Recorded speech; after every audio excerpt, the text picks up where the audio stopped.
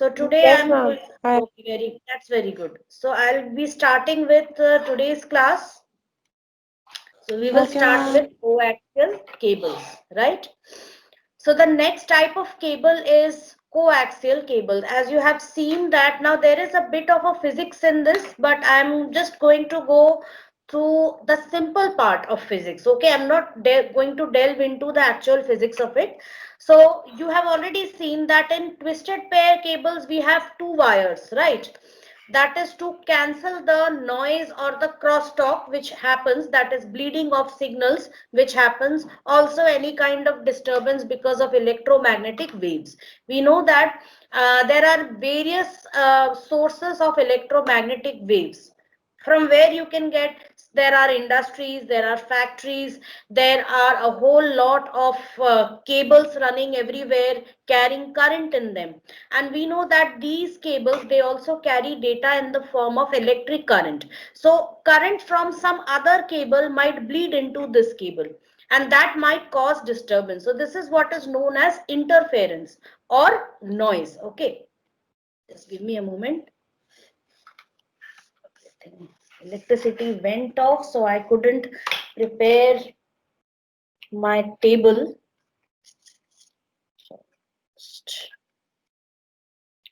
So that is known as interference.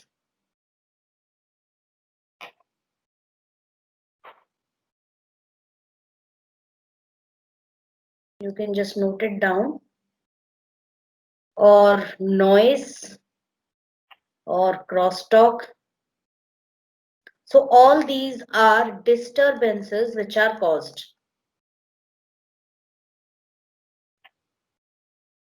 Understood? So this is what happens with cables. So now we have another type of cable, that is coaxial cable, which is slightly better than, in fact, a lot better than twisted pair cables. So you can see it looks like this. We don't have any twisted pair over here. Here we have a central core. As you can see, this is made up of copper. So this is a copper conductor. This copper conductor carries your data in the form of electrical signals. This copper conductor is further protected by an insulator. Insulator means it is actually a plastic layer which doesn't allow signals to move out, the current to leak out of this, right? Above this, we also have, like we had two wires in twisted pair cables. So here one wire is already this one. The other wire is actually replaced by this metallic shield. Okay, this wire mesh. Also sometimes it is known as wire mesh, right? And you have an outer plastic jacket. So this wire mesh is what protects, or it cancels the noise, and it is much better as compared to twisted pair cables also. So it carries signals within this range, that is 100 kilohertz to 500 megahertz, right?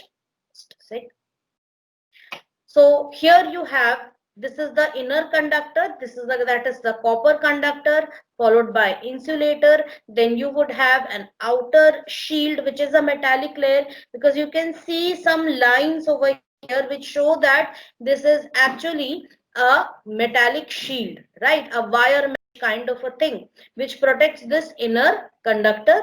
And then again this is protected by an outer insulator layer, and then above that you have the final coating of plastic. Also sometimes it is a polyvinyl chloride layer, also known as PVC layer, right? So this is actually how coaxial cable looks like. So just take a good look at it, and you might have seen these type of cables at home only. That is, if you have cable television, you might have seen a thick cable, right?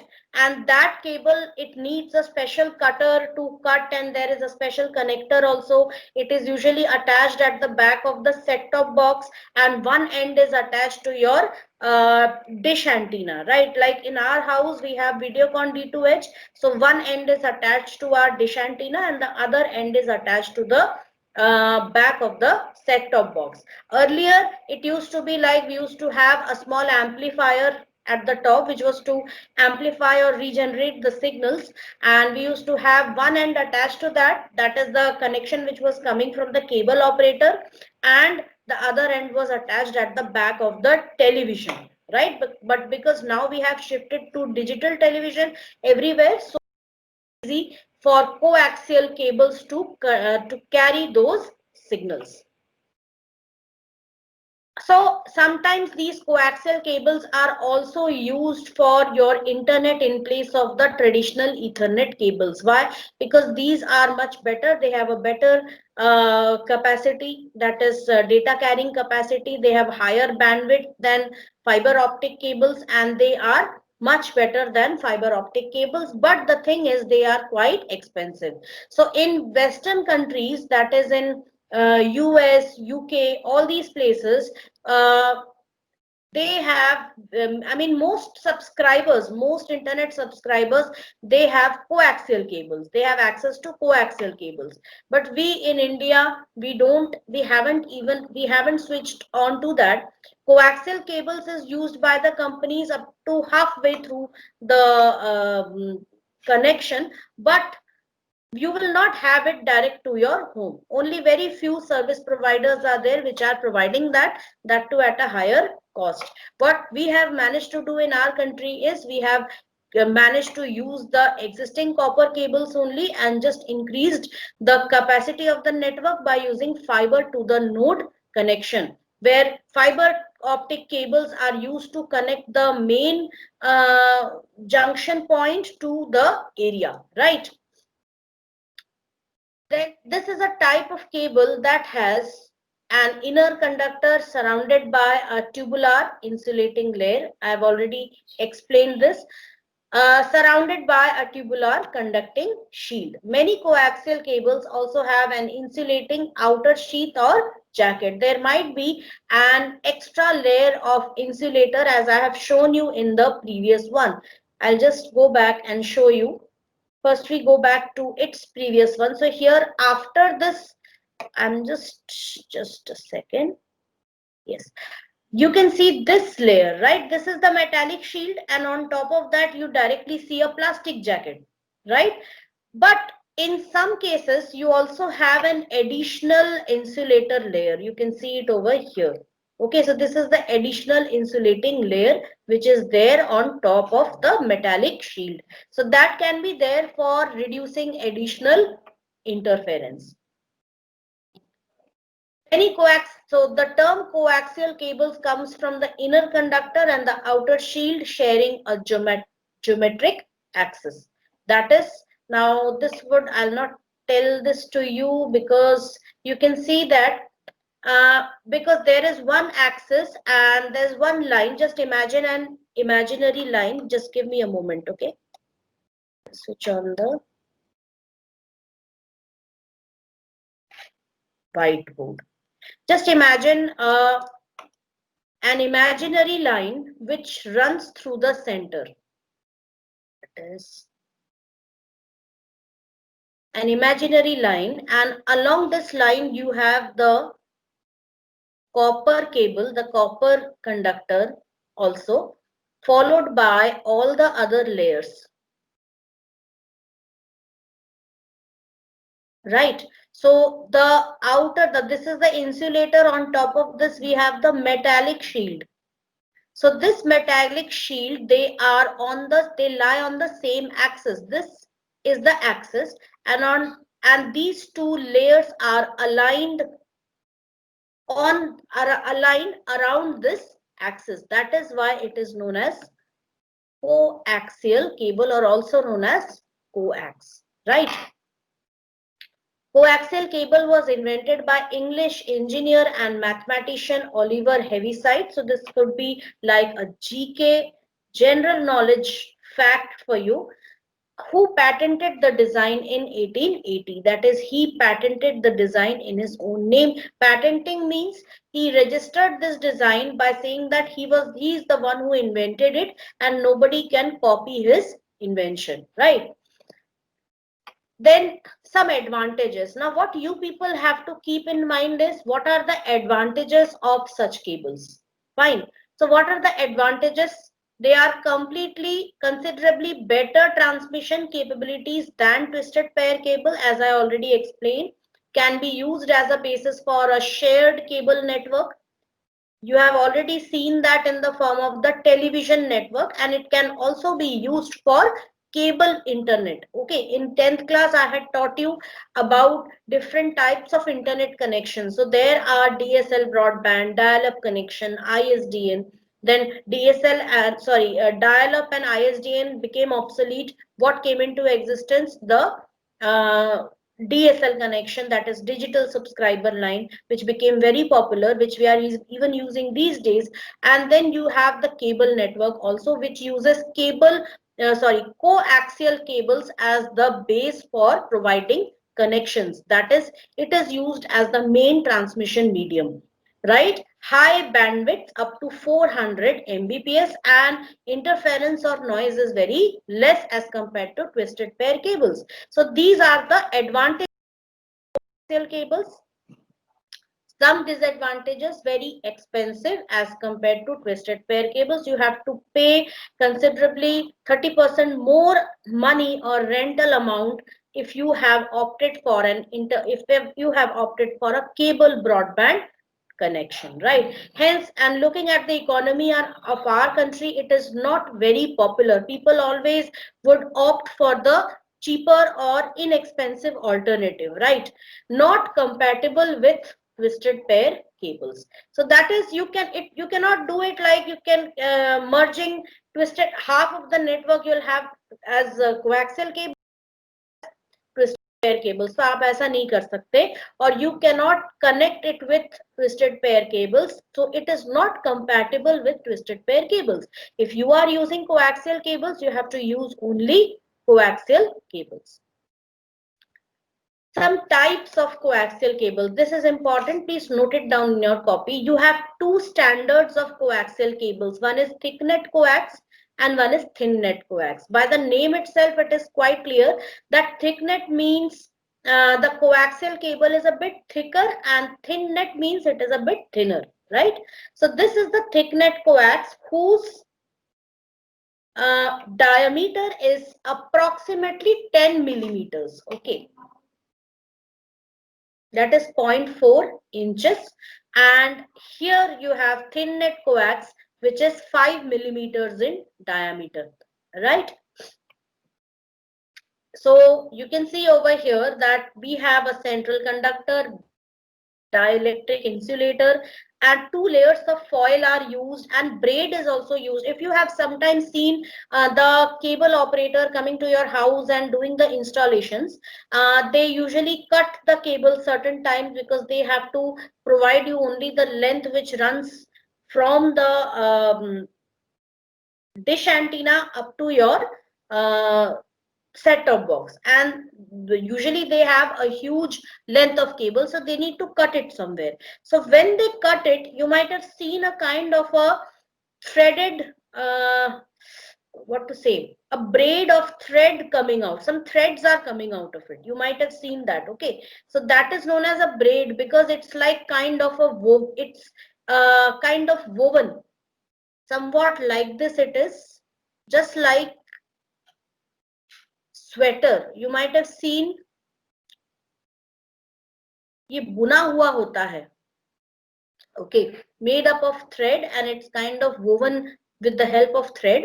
And what happens is it just provides an extra protective shield. So that is known as braid. So you can just see, you can just understand that this is a threaded layer, right?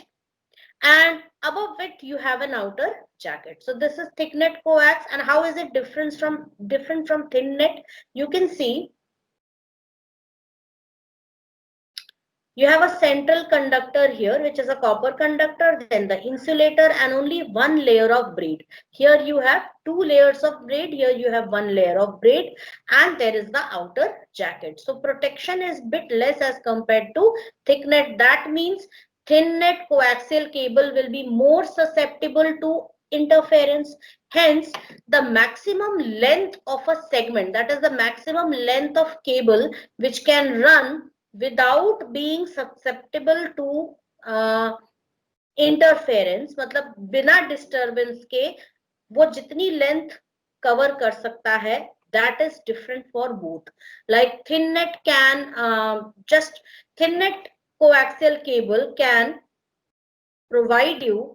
allow you up to 185 meters of segment length, that is a length of the wire without having the need of any external device to regenerate signals, because signals tend to leak out or they tend to die out while being carried through the medium because of the internal resistance of the medium and also because of interference from outside. Now, interference or noise is something which cannot be completely eliminated. There will always be some amount of noise and interference.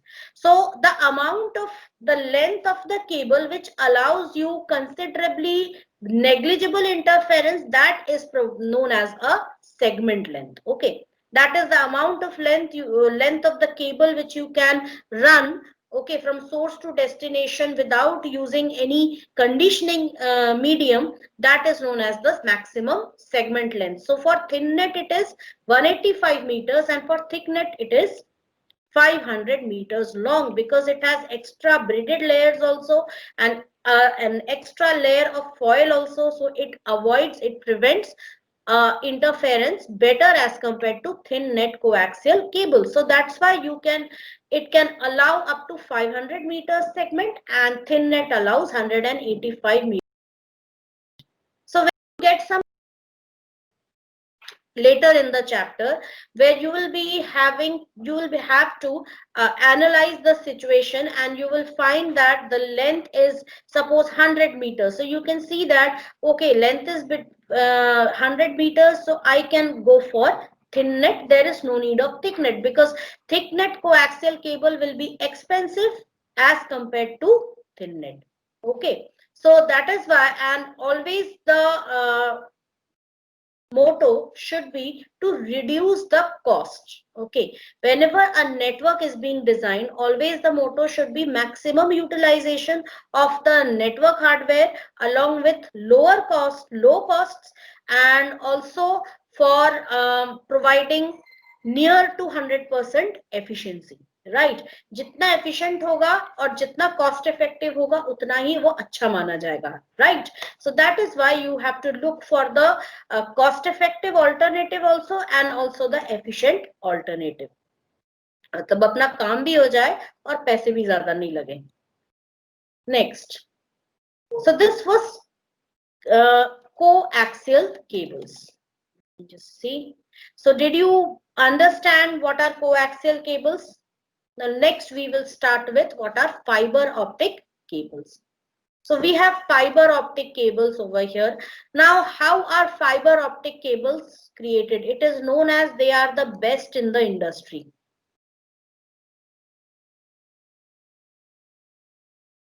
Why best in the industry? Because amount of crosstalk or interference is negligible and it carries data in the form of light instead of electric current or electric signals, which is susceptible to interference from outer sources. It carries data in the form of light, and according to the rules of science, we know that nothing travels faster than light.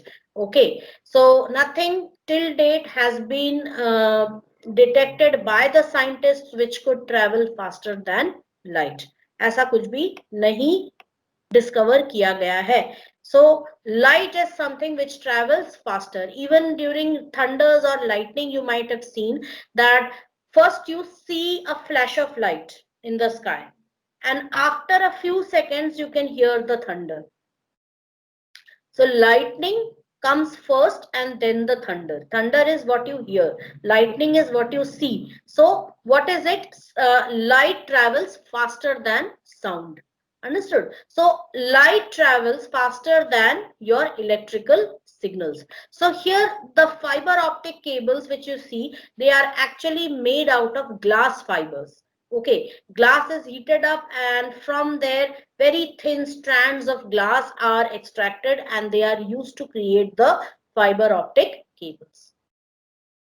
So thin strands of glass or glass-like material are used to carry light from source to destination. Okay.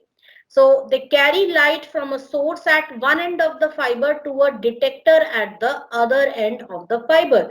Detector at the other end, that is at the destination, there would be a detector which would detect the light. And there is usually a light source which travels. Okay, there is, if you see, if you check out some fiber optic cables, you will be able to see that data at the end, you will be able to see a laser light.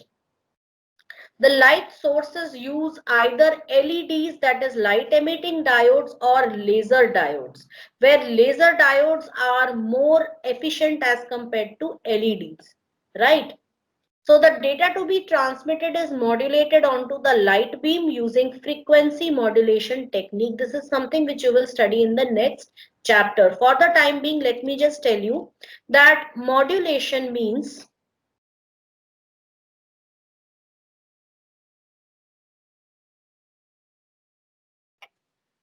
if you want to carry data, data is merged along with light beams. And this gives you light signals, which will be carried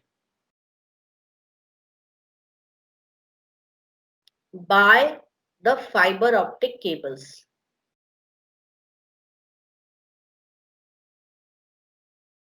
So data is merged with the light beams, and light carries the data to the destination. Okay. And at the destination, there is a detector. So when these two are merged, this is known as modulation.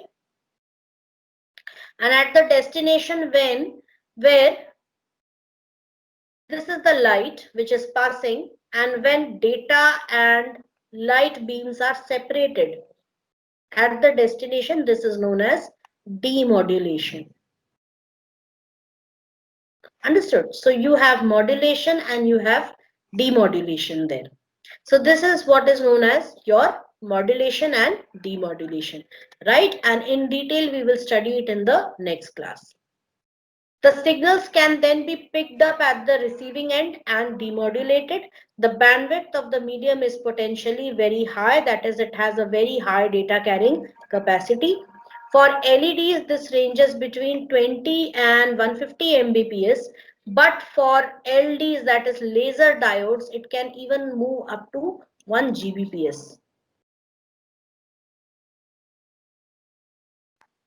1 gigabits per second or 10 gigabits per second, that is, it is very high, right? Now there is, because you both belong to commerce group, so I will not be going deep into these concepts, but to understand fiber optic cables and how they work, it is first important to understand one very important concept of physics of light, that is refraction. And I'm sure you have studied this in 10th class. 9th and 10th, you might have definitely studied this. Do you remember this? Have you studied this in 9th and 10th class? Yes, ma'am. You have studied, right? So something you should be able to recollect. You know that when light travels from a less denser medium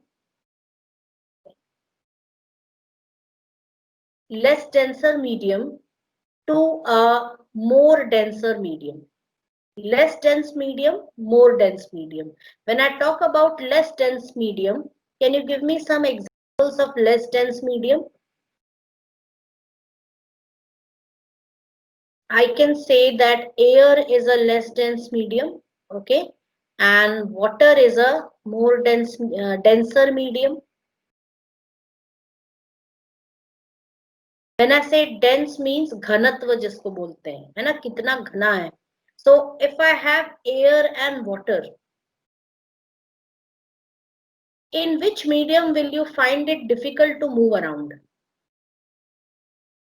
In which medium out Water. of water? Obviously. Why? Because water has more density as compared to air. It has more pressure as compared to air, right?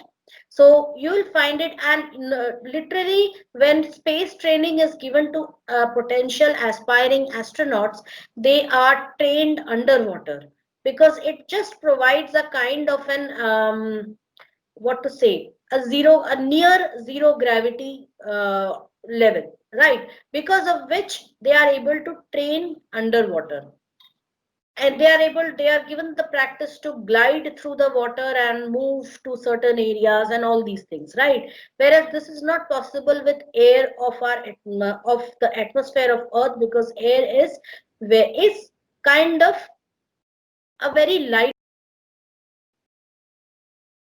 So water is very oil. Tank full of oil and you have a tank of water, where would you find it very difficult to move? Now you have only two options. Either you move through water or move through oil. So कहाँ से चलने में ज्यादा दिक्कत होगी आपको?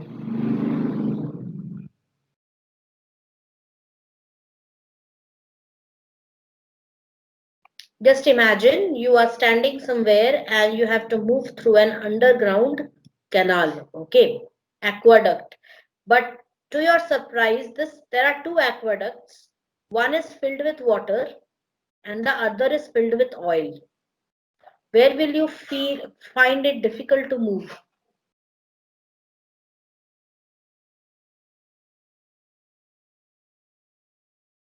Tell me.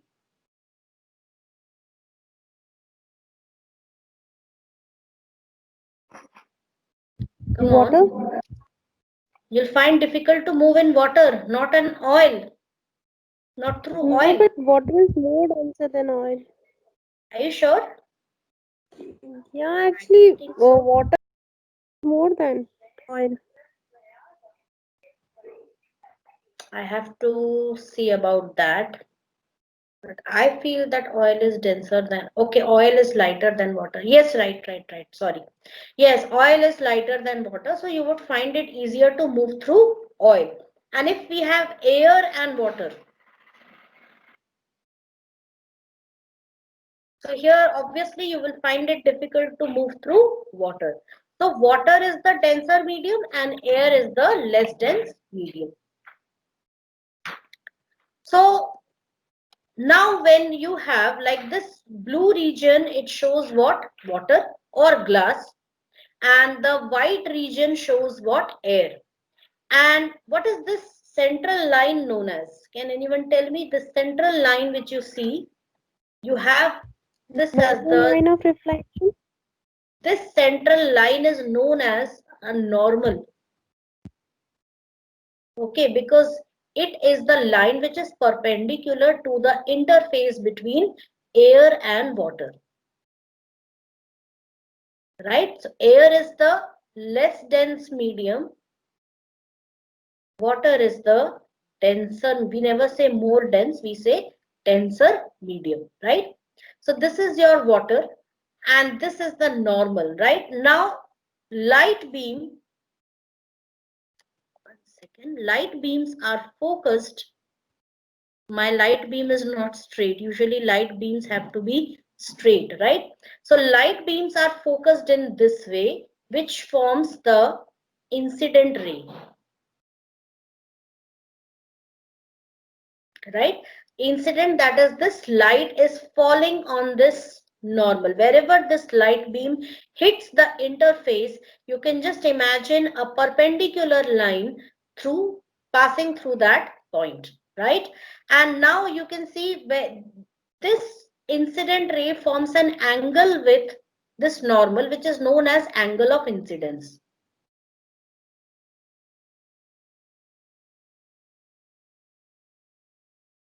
right? And when this ray passes through water, it bends towards the normal and it forms the angle of refraction. And this ray is known as refracted ray.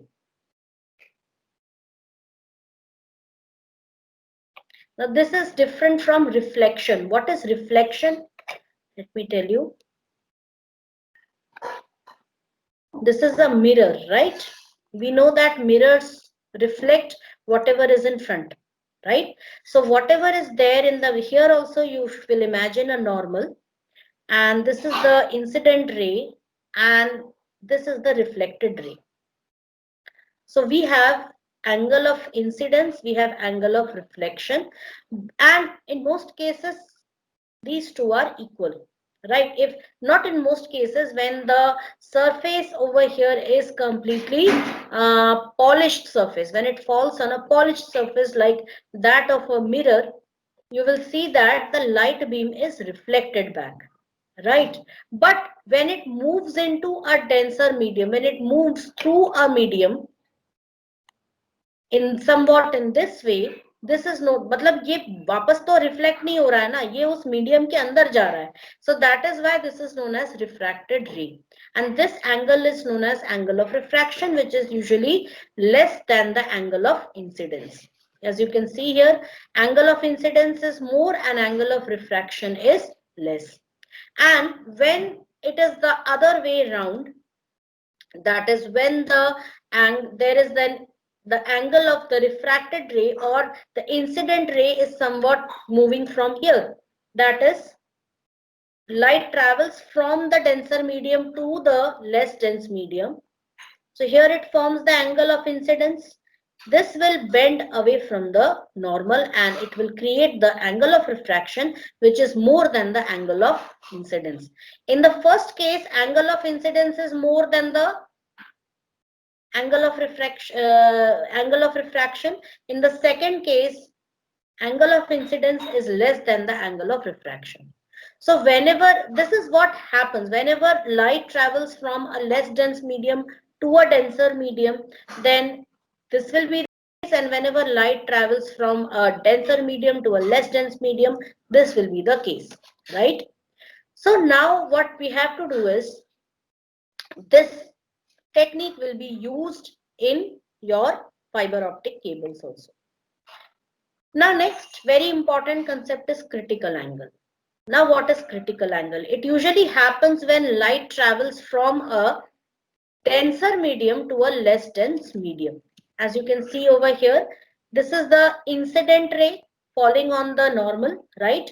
And when it moves through the less dense medium, it bends away from the normal.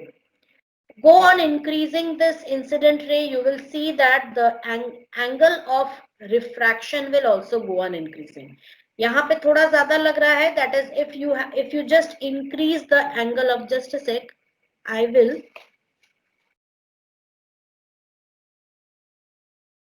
what I'll do is I'll just remove this irritating background design from here. Just give me a moment, students.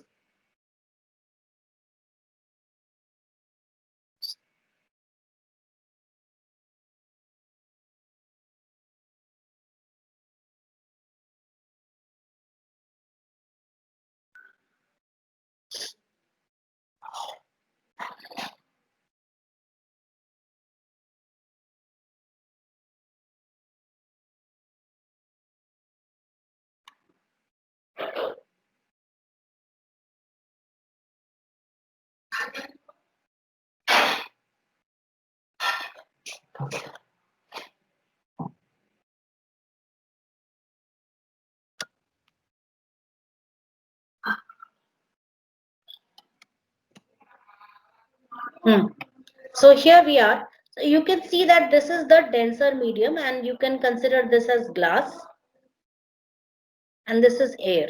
Okay. So now when a ray, this is the incident ray, right? This is the refracted ray. Refracted ray. Got it? So when the incident ray falls towards the normal, right now the angle of incidence is very less. Compared to this, the angle of refraction is more. Okay, you increase the angle of angle of incidence, angle of refraction will even increase more. Go on increasing the angle of incidence, angle of refraction even starts becoming larger, and you can notice that this refracted ray, it starts bending, it starts coming closer to the interface between the two mediums. Interface means this junction point between the two, this meeting place between the two medium. And there comes a time where you increase the angle of incidence to such an extent that the reflected ray, the angle of refraction, it becomes 90 degree. Got it? And because it is 90 degree, this angle, this refracted ray becomes parallel and parallel to this junction, this interface, and exactly perpendicular to the normal, right? So this angle is known as the critical angle, where critical angle is that angle of incidence at which the angle of refraction is 90 degree, right? इससे भी ज्यादा आप bend करोगे, इससे when you even increase the angle of incidence more than the critical angle, this refracted ray will now get totally reflected inside the medium. अब ये refract करके दूसरे medium में नहीं जाएगा, ये वापस उसी medium में reflect हो जाएगा. Got it? So this is known as total internal reflection. This phenomenon is known as total internal reflection, right? So this total internal reflection is something which is used in fiber optic cables. So this is my cable and it somewhat works like this. Okay. So this light ray, when it passes through, it just goes on getting reflected again and again inside the medium itself, right? Let's see how it does. So next is, because of this only, we are going to use different standards for fiber optic cables, right? So you will see that how this total internal reflection is used for carrying light, data in the form of light, to the destination system. So for this, normally fiber optic cables have modes, different modes. What are the basic two modes? First is multi-mode and second is single mode, right? Multi-mode even has two bifurcations. One is step index and one is graded index. Let's see what is multi-mode step index. Now here you can see the diagram of your fiber optic cable, right? From the source, this is how light travels. So you can see that this is how light travels. Now there are two parts within the cable. Please understand that very well. This is your cable, right?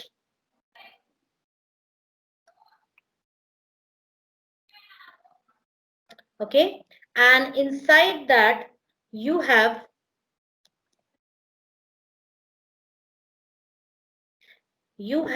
another layer which is known as core. So this inner part is core, which is a denser medium, and the outer part is known as cladding, which is a less dense medium. Okay, so you already know the principles of refraction, total internal reflection, critical angle, right? So when light travels, it will hit this junction point. Normally here there is a sharp difference in the density of core and cladding. That is, iski density, cladding ki density, core ki density se bilkul alag hogi. So what happens is, you just the incident ray hits this interface at such an angle that it totally reflects the refracted ray. So what happens? It gets refracted like this, and from everywhere it gets refracted. Okay, so it travels in this way,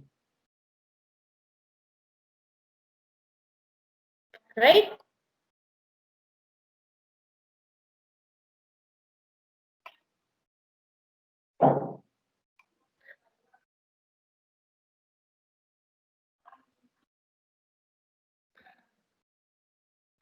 right? So this is how it travels. So you can see it in the image also, that this is how light gets totally reflected, and at certain times it can also, the incident ray can also be made to pass through the exact center of the core, travels in a straight line.